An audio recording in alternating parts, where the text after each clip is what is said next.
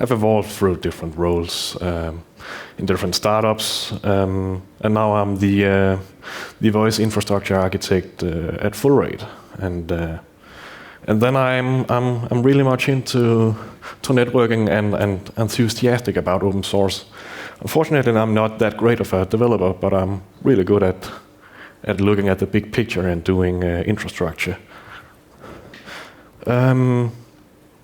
Fullrate is part of the New Day family within TDC Group. We carry mobile, broadband, TV, whatever, to about, I think it's 400,000 subscribers in total. 200,000 of them are mobile subscribers, and that's basically who are using this platform I'm going to talk about today. We carry a lot of traffic, about 50 million minutes a month. That's a good volume. About 60 CPS when we are in busy hour. That's really not a lot of calls per second, but at least we get about 5,000 concurrent calls. So we need something strong to be able to handle all these calls, at least when we have the voice part and media parts of the call. One of the things we are doing is the apps I have shown you screenshots of here. It's basically a dashboard app with visual voicemail, call recording, call transfer functionality, both direct and attended transfer. And then we have a more like a receptionist-minded product, where you have an app with a switchboard on top of it. You basically can manage your queue, manage your IVRs, see who is the member of different calling groups, etc. And that's all part of our business offering. So that's just who we are and what we are providing. A little bit of history on the platform we have and why we are really revamping all of it. We have an old platform which is basically feature complete. It works, but once you start scratching it, once you start doing things that are out of the ordinary or don't follow the happy path, things may fail spectacularly. One of the things is call state. We have had serious issues. We even had the issue where we had to make fake calls in order to get the call state to show up right in the reporting. And that's, I mean, once you get to that point, something's wrong.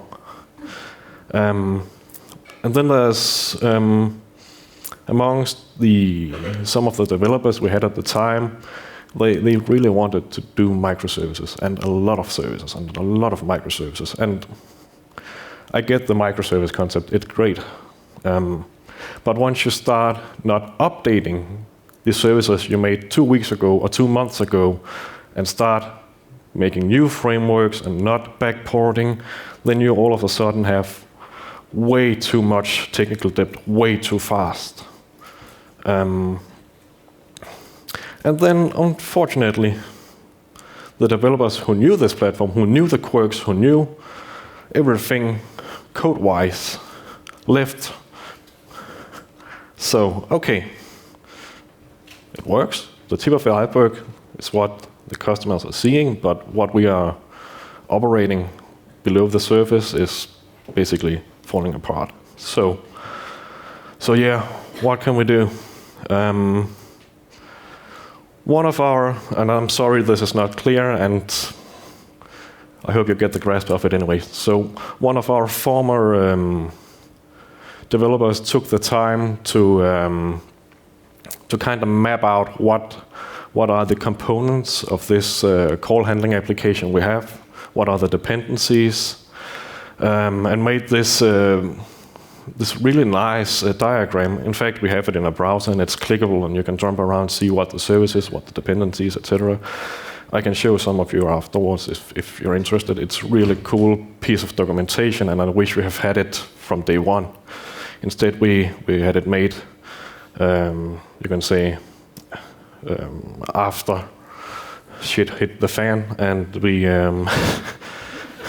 and now we're basically using it for troubleshooting all of the stuff we haven't been able to rewrite yet.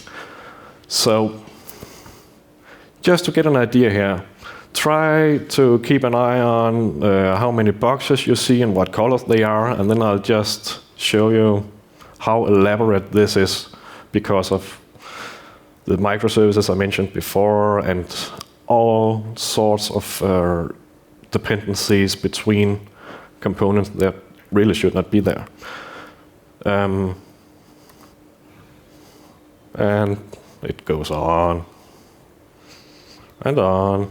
Here we have the main application with the red border, but it still goes on. So just to give you a count. Everything is spread around 150 Git repositories, 15 services, 21 message queues for notifications of different sorts, provisioning queues, etc.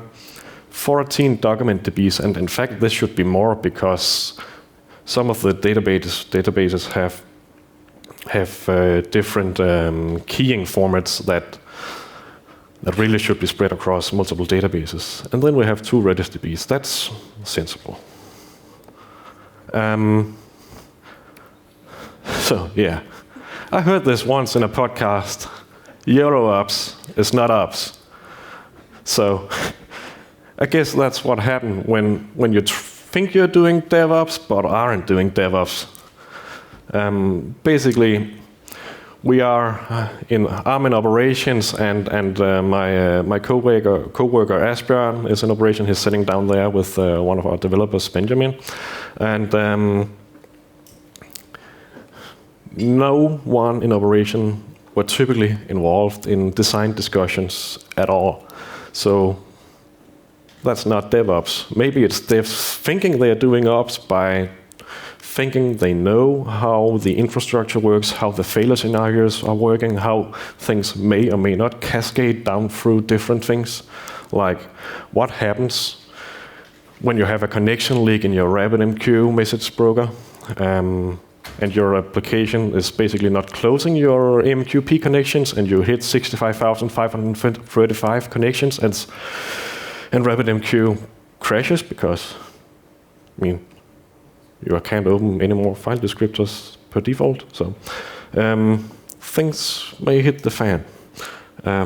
So yeah, that's YOLO ops, and Google it. The guy Peter Lumbis, he's really cool. So now we kind of established what's wrong with what we had, and let me iterate it. It was a voice platform, and it worked, and the customers really liked it. We didn't have a lot of user complaints, but it was a pain to manage, and we couldn't really build further on it. We couldn't add new features without doing way too much work. So we started this new project, Atlantis. So the goal of Project Atlantis, which is our new call handling platform or voice platform, is we want it to be stateless. Everywhere, stateless. We want resilience to be handled by the infrastructure instead of in layer 7 where the application resides. We really don't want 150 Git repositories. We want one repo, one deployment artifact, and then just multiple entry points. And then there's the complex part. We need it to be backwards compatible to the existing data structure, the existing apps, the existing event formats for the notification services, etc., because we can't fix all the technical debt in one shot. And this is basically what we've been using the past year on building, give or take. And then there's the main mantra of whole Project Atlantis. Keep it simple, stupid, or whatever. This is basically what I think everybody wants to do when they're building software, but at some point you just start over-engineering stuff. You start thinking, maybe I could do this, or maybe I could prepare for this other thing, and all of a sudden you have this whole mess of dependencies and and services which you really cannot work with anymore. So, okay. Let's move into the implementation part of this story. Being full rate, and actually from way before full rate, before most of us got merged into full rate from another company within TDC Group, we were using and still are using wholesale products. So I mean everybody who are able to get a wholesale agreement can go out and basically make what we do, given they have the abilities and resources to buy and build it. So we have a SIP MVNO because James touched it before. What you need to have in order to build a mobile core network, basically, and you need to have an HSS. You need to have some sort of packet core. You need to have SMSC, MMSC. You need to have all sorts of interconnects and interoperability issues as well. This SIP MVNO product really isn't an MVNO. It's a SIP interconnect to the mobile and IMS core within TDC. And I'll just mention, TDC is the biggest incompetent provider in Denmark. They have, like, I think it's 70 or 80% of the market share. So it's pretty cool. And it's the old government state funded telecom provider, which has been privatized. I think it's 20 years ago. So what we really have is in the upper gray box here we have the things that really are abstracted away from us. We are not working with it. So we have the mobile network doing what it does with HSS, HLR, MMSC, etc. So there's basically a mobile switching center grabbing the calls from the subscribers, sending them towards a session border controller on the edge of the network. And from here, we're just getting plain SIP into our Kamailio front-end load balancers. And those we have across multiple sites, so we have really good possibilities to operate this in a fairly reliable manner. And then once the SIP signaling has reached the Kamailio instance, we basically use carrier routing to move towards the Freeswitch instances we have in the backend. Once a call reaches this Freeswitch instance we have in the backend, it's basically anchored there. We will establish a media path between this particular Freeswitch instance and the session border controller having the call in the wholesale end of the call. And what the SBC basically does is it's transparently forwarding the RTP to the MSC handling the call. So we have quite a lot of codecs to choose from as well. Below the Freeswitch instances, we have the Atlantis platform, which is, as I mentioned in the goals, it's been made stateless and it's fairly distributed and fault tolerant. Now this is now we have established this is not a real MVNO. So basically, what we do in order to bill our customers is working with this tedious static tab format James mentioned before too, and build the clients. So and then I got to mention voice over LTE support is coming. It's not a part of the SIP MVNO product as is. But we are working on being part of a test phase, and it's going to be really cool. I really want to do AMR wideband and HD voice and great call quality instead of the good old G911. So yeah, let's start build something. Basically, we started building this in two streams. We have the infrastructure stream, doing data center, doing all sorts of VM and hypervisor stuff, and then we have the development team doing the code parts. one of the things we did infrastructure-wise was to virtualize everything. On the old platform we had, everything was run on bare metal. Even Freeswitch was run on very large compute nodes and really had way too many cores available for doing what they would. So we had to build a somewhat well-known scalable unit which we could load test and be sure of could handle, let's say, 1,000 Erlangs, which for us translates to roughly 50,000 subscribers. And then basically get rid of ancient networking technology, all this layer 2 stuff, LACP, link redundancy, all this. It's really a hell to troubleshoot. So that we fixed. So we made a layer 3 spine leaf architecture, and this is something I've really grown to like. And I really like open networking, which I learned about reading on this. So basically, this is layer 3 all the way. It means everything is IP based and routing. No shared address space. No big prefixes to mess up things.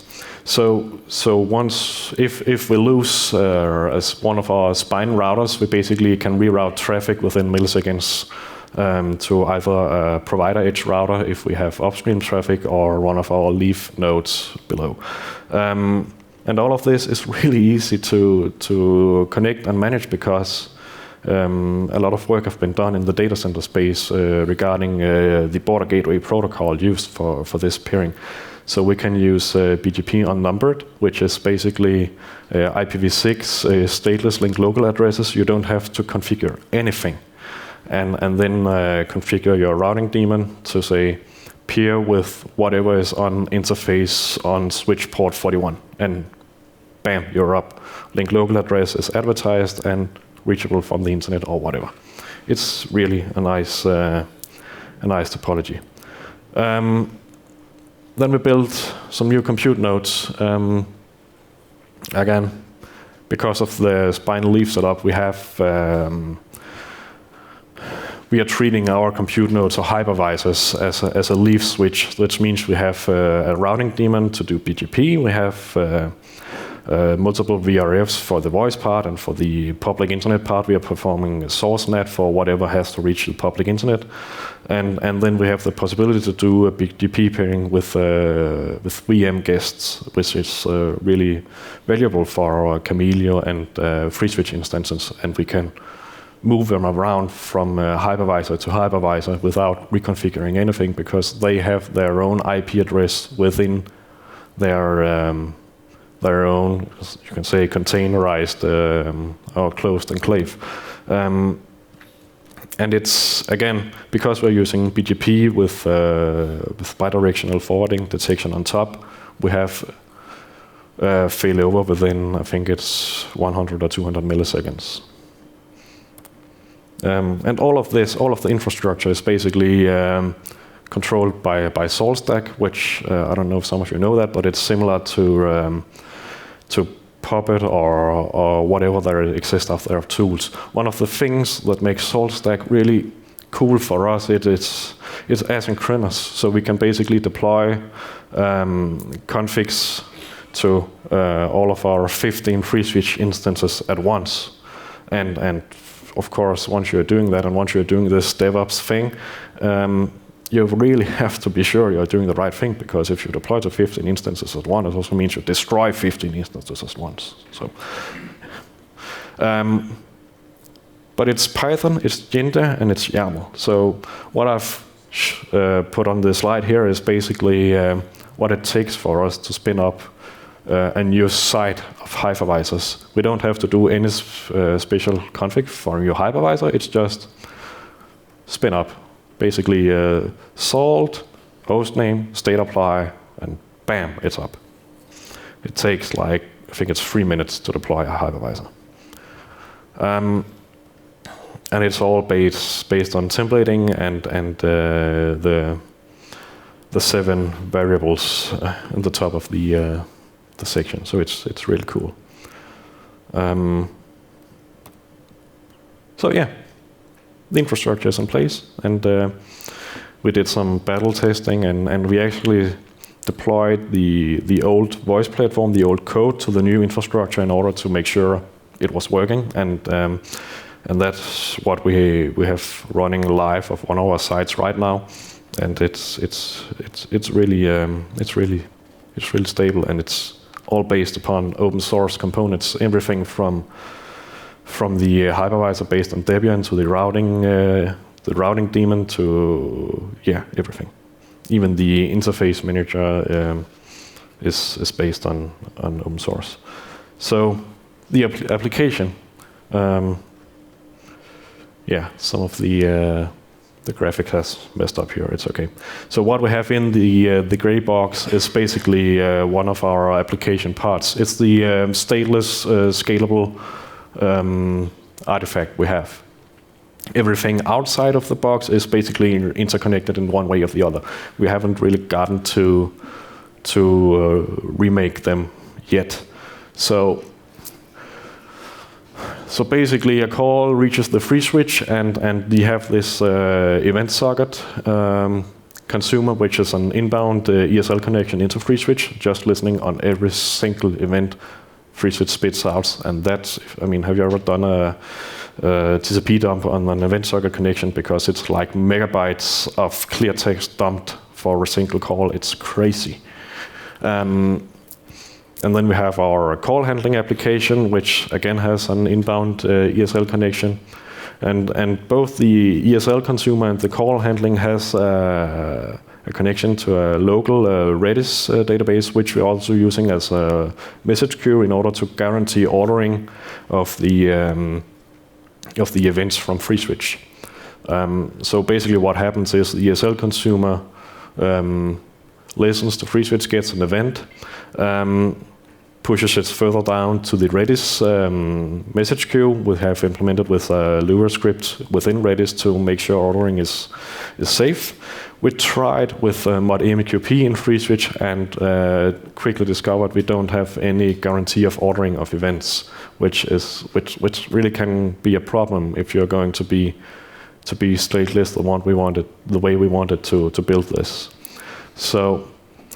And then we have the call handling application running a 10 millisecond loop, forking new events from the Redis message queue and acting upon them. If anything has to be done to a call, it'll use the event socket connection and send a command to Freeswitch, or even publish a new event if we want to just let other parts of the system know we are doing something. Then we have some global call state, which is what we set out, one of the pains we set out to fix. And it's proving very valuable once we are using our API to do call transfers, for instance. We can look up in the call state database, see what Freeswitch actually carries the call, and that the API connect into the Freeswitch and send an event. Basically send an event consumed by the ESL consumer and then acted upon by the call handling application. And then we did some nifty things about file handling, because I mean, you want to record audio files, you want to playback speaks, and all of this we have saved in an object storage. We are basically using Amazon S3, and we made this small proxy capable of being basic. It's basically a web server, and from Freeswitch we are using I think it's mod curl, where we can just put a file into the file handler, and it'll make sure metadata is written to the database and the object is stored into S3, and also the other way around, we can stream through the file handler, can stream object from S3, and then of course at some point, if you are not cleaning up all these recorded calls you have on your Freeswitch instance, you're missing a lot of disk space. So we have a file remover service to clean that up. all of these dark gray boxes are written in Node.js, which is a particularly useful language to use for such an event-based system. It's virtually idle, I think 98% of the time. So it's really powerful. And one of the things we set out to do different this time was to make sure we wouldn't introduce a lot of dependencies we didn't have any control of, because when you're writing Node.js, it's really easy to just write npm install -s lodash or async or whatever. So we really tried to set out and write clean JavaScript without too many dependencies. And I think in this mono repo we have made, I think we have like 14 dependencies, external dependencies in all. So that's really a nice thing to have. It gives us comfort, and it gives us full control of the code base, and we know there is no one out there in some abandoned project who gets, somebody can get maintainer rights in some abandoned project and basically put code, unvetted code, into our code base.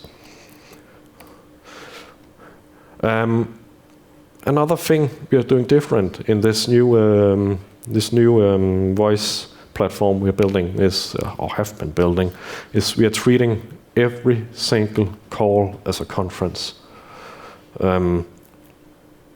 I thought it was going to impose a lot of CPU time on the instances doing this, but actually it's not that much more from what we can see. So it's basically mod conference in Freeswitch, and it's an internal representation of the call in our call state database. So what we do is once a call reaches our platform, we will make sure to make basically a one-party conference, and then we'll just add members to the conference as it's necessary. If we are doing attended transfer instance, then we of course add the B party to the conference, so we have this two-party conference, which is a regular phone call, and then an attended transfer is really just mute one of the parties, add another party, let them figure out what's going to happen, and then kick out whoever's not part of the call anymore. So it's really simple.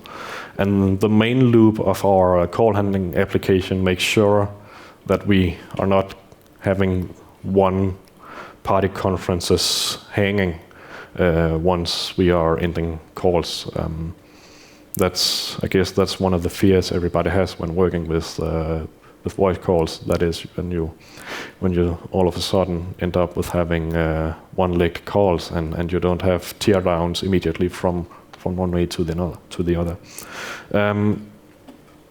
So it's really cool, and it's actually inspired by a talk. I think it was Netflix who gave the talk at ClueCon a few years back, and it's something we've been really intrigued by since, and it's really nice to see it work, and it has really given us simplicity in the implementation, because the old call transfer implementation was very, how can I put it lightly,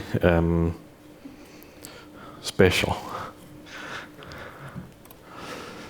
So another thing we are doing, and I was forced to tilt this, so I hope it serves for illustration anyway. We are doing a concept called call graphs for our calls, which means we are basically passing the provisioned state of the subscriber into a graph. It's basically, and we can export it into a dot file and visualize it if we want. So it's a really cool tool for troubleshooting call flows too. So what happens here is the outbound call graph, we always generate two graphs for a single call. We have the outbound graph from the caller and the inbound graph to the callee. So this outbound graph basically has a bunch of global nodes because this subscriber has enabled call recording and has attended transfer enabled, and a few other features requiring a global event listener. And then we basically start the call and move into add conference member, as I mentioned before. And adding a conference member may or may not succeed. If it succeeds and the call is answered, we'll add the other channel into the conference. We will start a recording. We will eventually park the call once someone hangs up, and do some cleanup. And of course, all of this can be circumvented if the call is not answered. So the inbound graph is way more complex because most of the features people have on their phones are when they are receiving calls. And it's also when you're receiving calls, things may not go exactly as we wanted them to be because you may have voicemail enabled or you may not be answering and you do not have voicemail enabled for this particular scenario, and a lot of stuff can happen. So it's a way more complex graph, but it's still a very easy concept to grasp once you start developing it. And also, every single of these boxes down the graph basically shows here's an event, here's something we are reacting on, here's something we are publishing further down back to Freeswitch to process. So everything in the transitions in this graph is basically can be handled by different of our different call handling applications.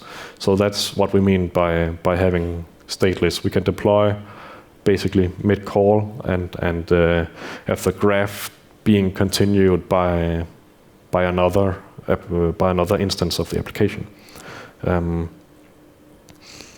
I just once again want to really point out that this is really clever from our developers, and it's a very, very nice troubleshooting tool to see how the call have progressed or should have progressed, and it's of course requires some work in parsing the configs and building the graph. And the graphs here are persisted into the Redis data store too, so it's not like it's recalculated on every single event handling, but it's stored for the duration of the call. So we're building the graph once we receive the call. Once we receive the channel create event from Freeswitch, we are creating these graphs and storing them in Redis, and basically just looking at them every time we handle an event for this particular call ID. So yeah, let's deploy this without any of our customers noticing, because this kind of has to be a big bang release when we are changing the engine while the car is running. So yeah, how to do that? We tried. We had test environments. We have QA resources working on testing known scenarios and unknown scenarios to the developers at least. And it all turned out fine. It worked. Everything worked in our closed test environment. We did stress tests. We stress tested Freeswitch because we had this feeling that doing conferences would be very CPU intensive, and that was luckily not the problem. So we felt pretty safe.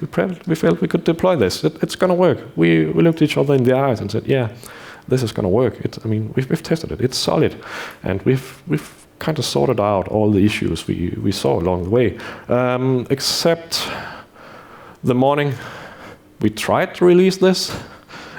Shit just went downhill.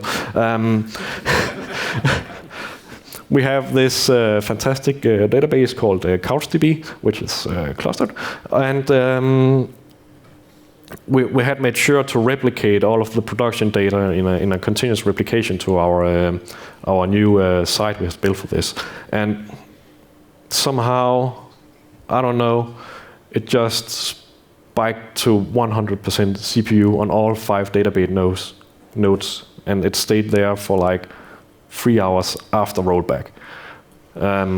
So, yeah.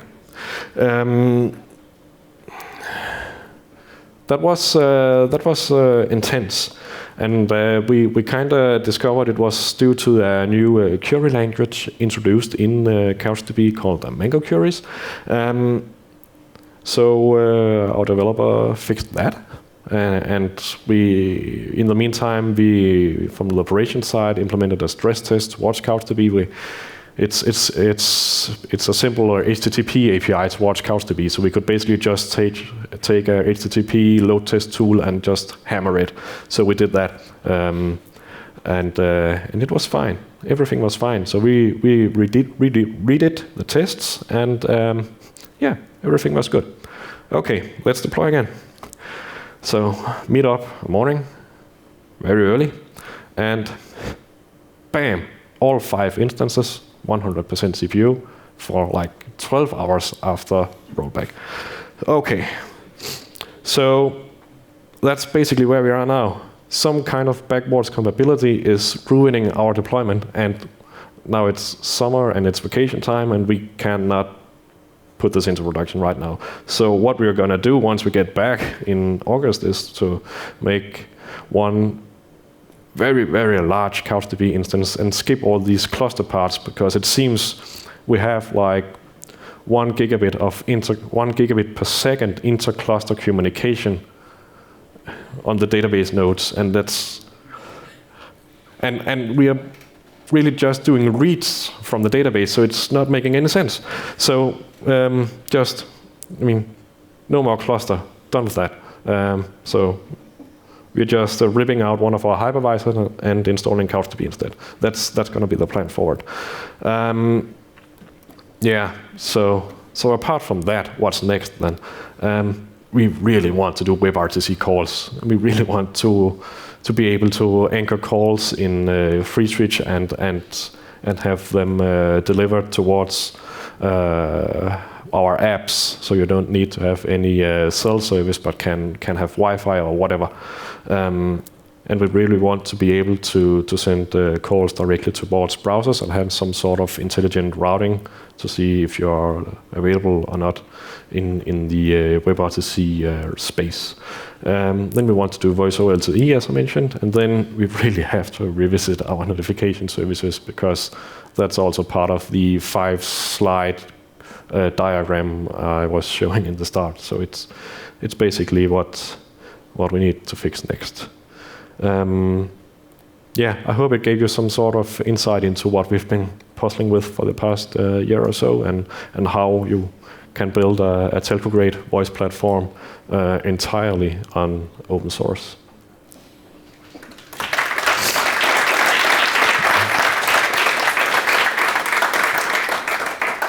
Brilliant, thank you. I think we have at least one question. David. So I have a list of questions. Sure. Well, first of all, what was the difference between SBC versus Kamailio? What were the two different? What was the functionality purposes, and what are you using for SBC as opposed for Kamailio? So we are not using any SBC at all. Actually, we just having Kamailio being a router or a dispatcher towards our backend Freeswitch servers. But TDC, on the other hand, has an SBC on the border to their network, which every single interconnect is connected to. So it's not because we want to do any sort of topology hiding or anything on our end, but it's because we may not see what's within the core network on the other side. Okay, what did you mean by that your entire system is stateless? It means this call handling application I mentioned, and all this graph, these call graphs and the way we handle those are basically we only do one event at a time. From event to event, we are not persisting any data in the application, but persisting outside in a Redis database, so the application itself can be redeployed or moved to wherever. Next, QVM Kamu versus containerization, which seems to be what's hot. Why did you go with that virtualization on the hosts versus deploying microservices? I know you mentioned microservices in the beginning that was originally done wrong. Yeah, so we actually, a year ago, we had a pretty good idea on we wanted to do Kubernetes, and move towards containers all the way. But then we really just discovered the tooling we have in Saltstack makes us capable of deploying new VMs, starting new VMs, and also we have a more controlled environment within a VM than we have in a container, and it's not really, we're not really there where we have the need for containers and spinning up and down containers all the time.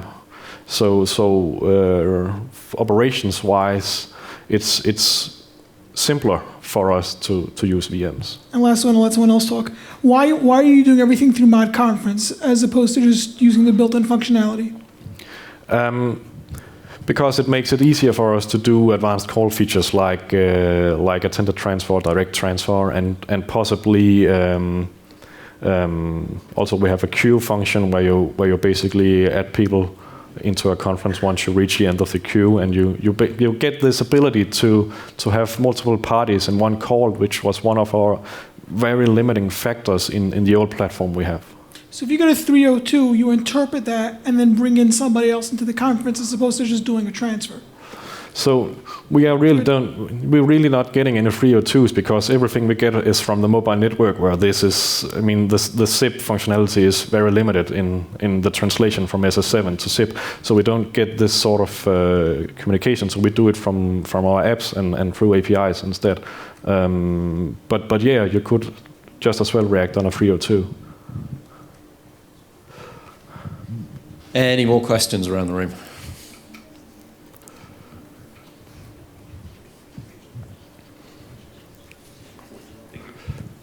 Hello, thank you for the talk. We saw that in the picture that you were connecting multiple Freeswitches to multiple Kamailios. Yeah. How are you doing this since Freeswitch only supports one outbound proxy?